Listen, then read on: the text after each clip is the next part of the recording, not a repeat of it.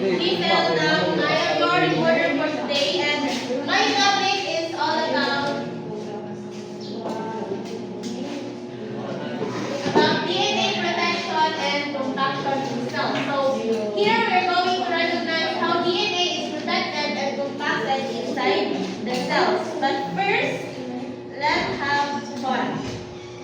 So I prepared here a game called Guess the Word. So kanina game mura ni siya og kanang 4 picks 1 word. So the mechanics is correctly guess the word represented by some pictures and guess it within the 10 seconds time limit. And the player who correctly guesses will be granted some reward. So I need 2 representatives.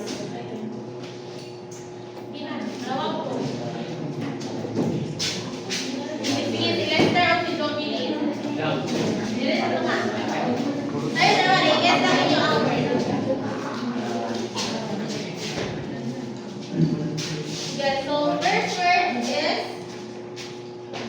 let's start.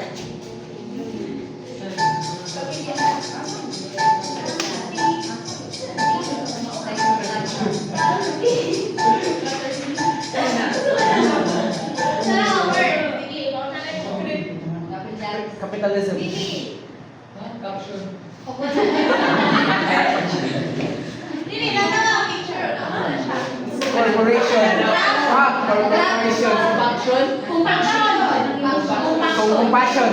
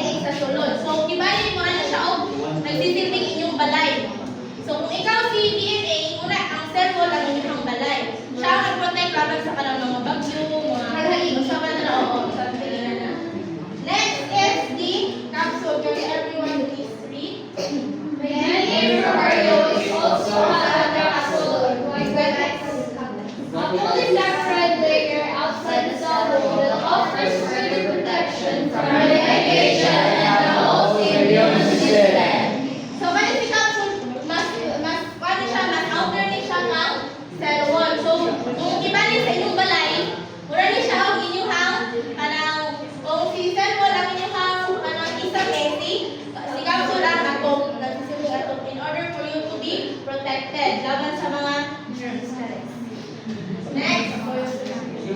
Everyone, please read.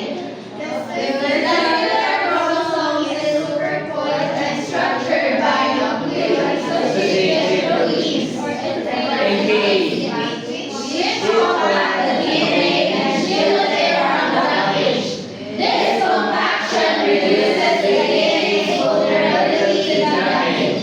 So when it's NAD, it helps compact the DNA within the nucleon and it prevents tangling or magkagubot ang organization. So, kasi si nucleoid-associated proteins is, di ba, kabalo na mo ni prokaryotic cell is, mura ang cell, ang DNA na is, mura siyang plastiko or something circular, oo.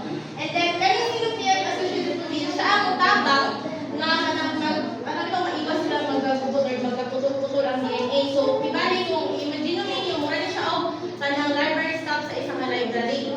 Siya ang organize sa mga books in order para dili magkagubot and kanang maprotektahan sila from the damage. Wala siya dila kay puti na siya. Mura siya og kanang nanay function ba. Pero dili wala siya mag-part. Next is the DNA protection in eukaryotic cells na punta. So we have here the nuclear envelope. This is the double-layered membrane surrounds the cell's nucleus, providing a physical barrier that separates DNA from the cytoplasm and its potentially harmful components.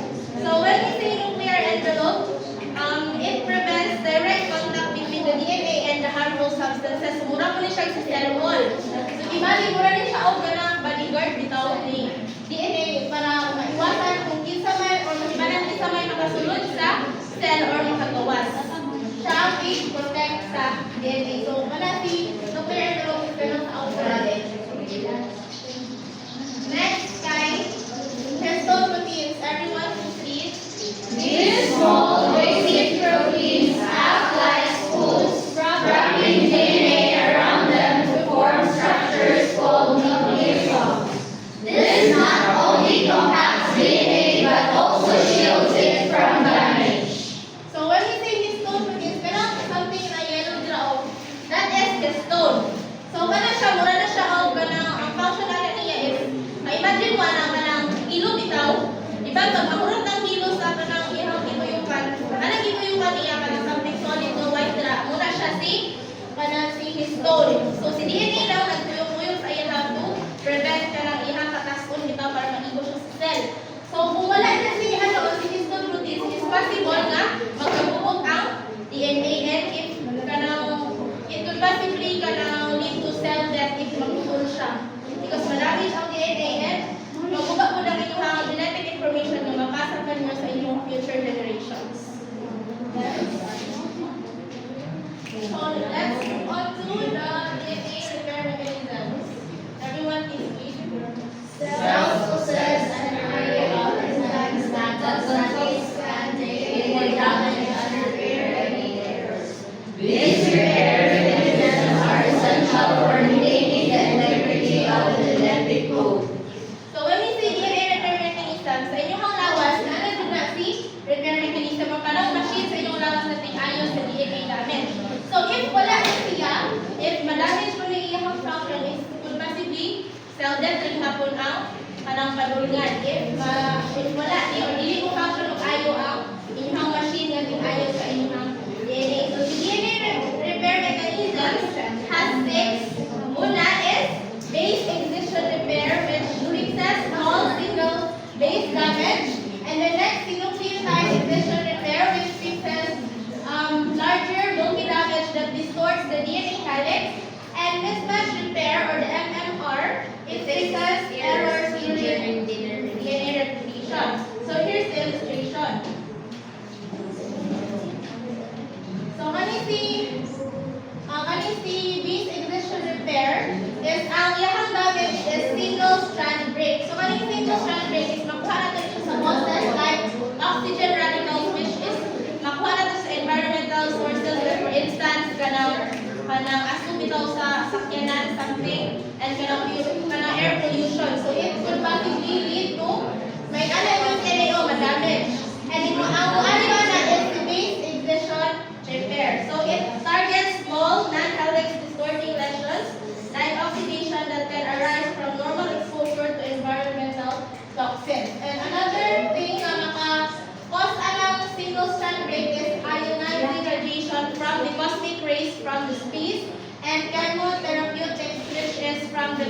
promotion of the cancer treatment.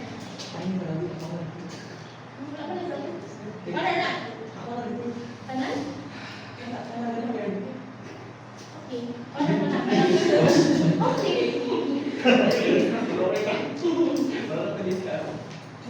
Protection lang yan, siya kun. Wala man siya ka ng instruction lang sa nucleotide industrial repair which fixes and it multi-adapts. So, magpalit siya sa causes sa ultraviolet light. Paling yung ultraviolet light is pwede siyang makakalimutan sa init. Pagantay mo.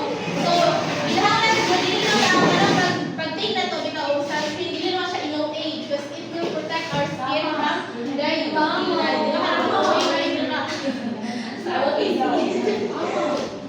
Next is waste mismatch with repair, which is from the process of DNA replication steps. Another three is the homologous recombination, which fixes double-strand break after using a template. Non-homologous end joining fixes double-strand breaks quickly, but sometimes make errors. And last is the direct damage reversal, which fixes certain DNA damage by directly reversing the chemical reaction that causes life and doing a mistake. So this is the process of panahon.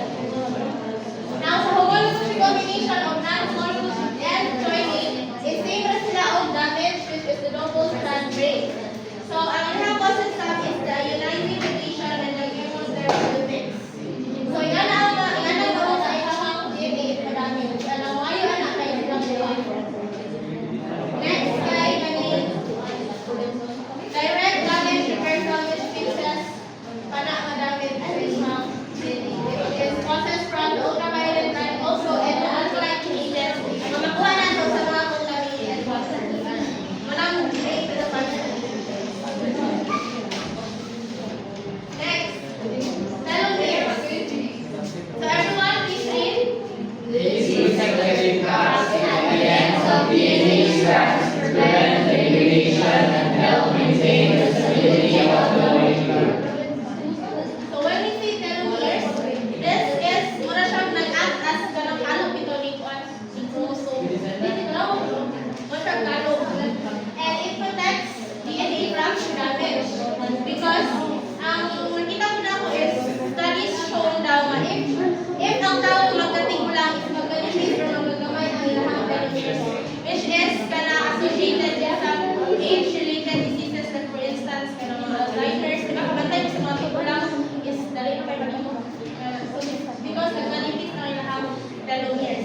And ang inyong buhaton as a responsible citizen so na ma-avoid ang DNA damage is una, i-prioritize self-sleep, 7 to 9 hours. Then eat healthy diet, exercise regularly, manage stress, limit sun exposure, and avoid smoking.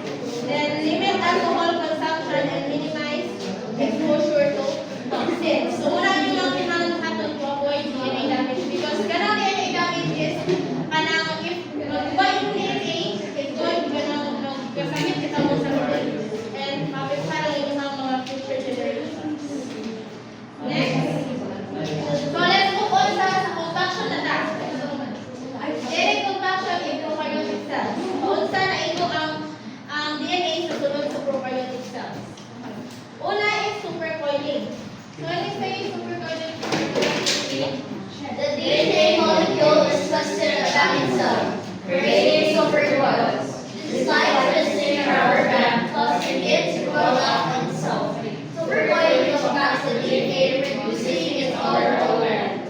so kamantay ba ng guma or plastiko? Ingana ang tawag sa prokaryotic DNA. And ang ilang pag-agi para mas umupo siya or ma-reduce siya ang length is i-supercoil. Ganito kung something ang operasyon umupo or something. Ingana ang so ingana ang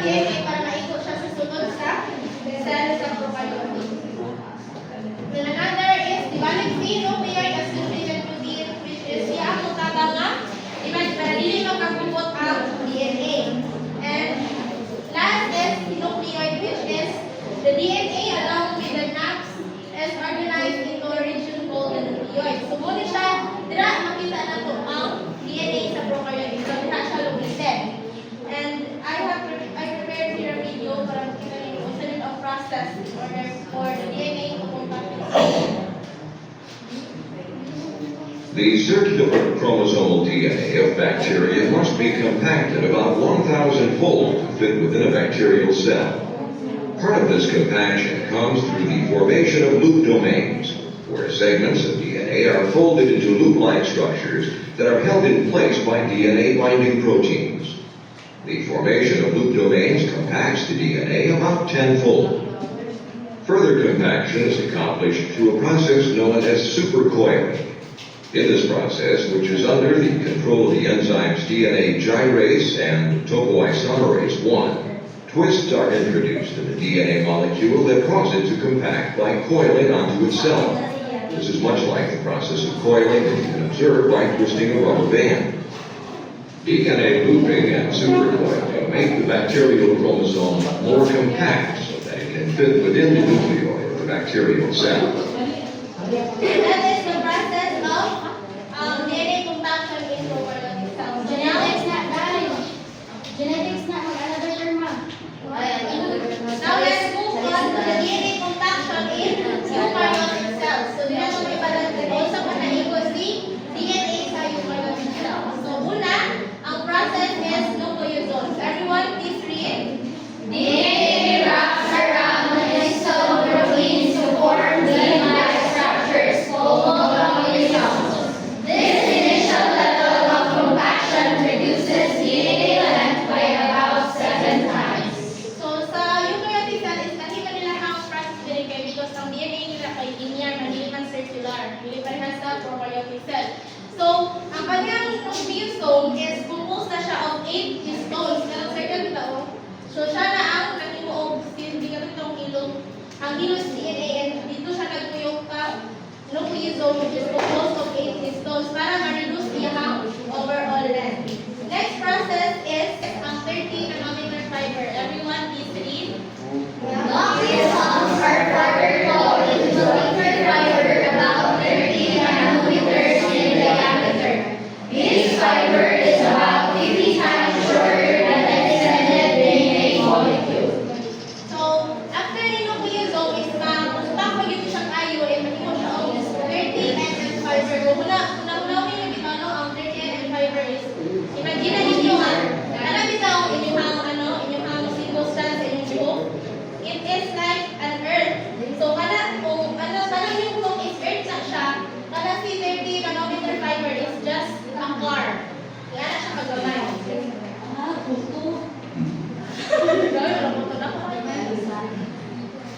Next is loop domains. So the 30 nanometer fiber is then organized into loops which are attached to the protein scaffolds. This further compacts DNA and helps organize it into specific regions. So after the 30 nanometer fiber is na-compact na yung siyang ayo, i-renew siya ang loop domain which is 30 nanometer fiber in ang pagkakod. Then last, yung form is, dili na ma-form si metaphase chromosome which is during cell division, chromosomes advance even further forming the familiar X-shaped structures that are visible under a microscope. So after ito yung process is ma-form na si chromosome. So this is the video in forming In this animation, we'll see the remarkable way our DNA is tightly packed up to fit into the nucleus of every cell. The process starts with assembly of the nucleosome, which is formed when 8 single histone protein subunits attach to the DNA molecule. The confined tight loop of DNA and protein is the nucleosome. Multiple nucleosomes are coiled together, and these then stack on top of each other.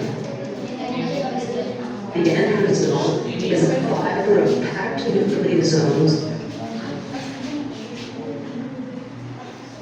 This fiber, which at this point is condensed to a thickness of 30 nanometers, is then looped and further packaged using other proteins which are not shown here. This remarkable multiple folding allows 6 feet of DNA to fit into the nucleus of each cell in our body. An object so small that 10,000 nuclei could fit on the tip of a needle. The end result is that the DNA is tightly packed to the fused structures we can see through a microscope. Chromosomes.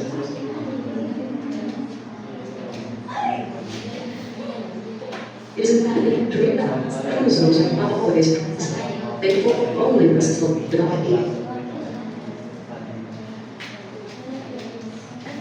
At other times, as we can see here, at the end of the cell picture, where DNA is highly organized.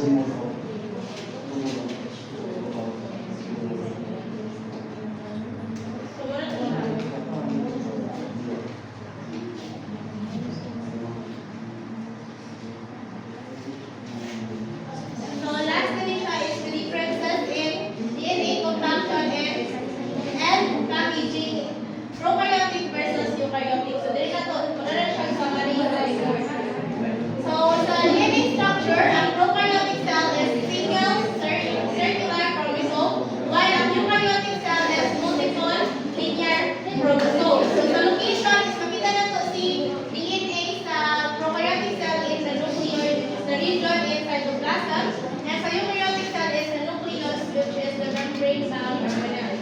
And sa compaction, ang process in prokaryotic cell is supercoiling aided by nucleoid associated proteins, and eukaryotic cell is nucleosomes, chromatin fibers, and etc. And sa production pod, si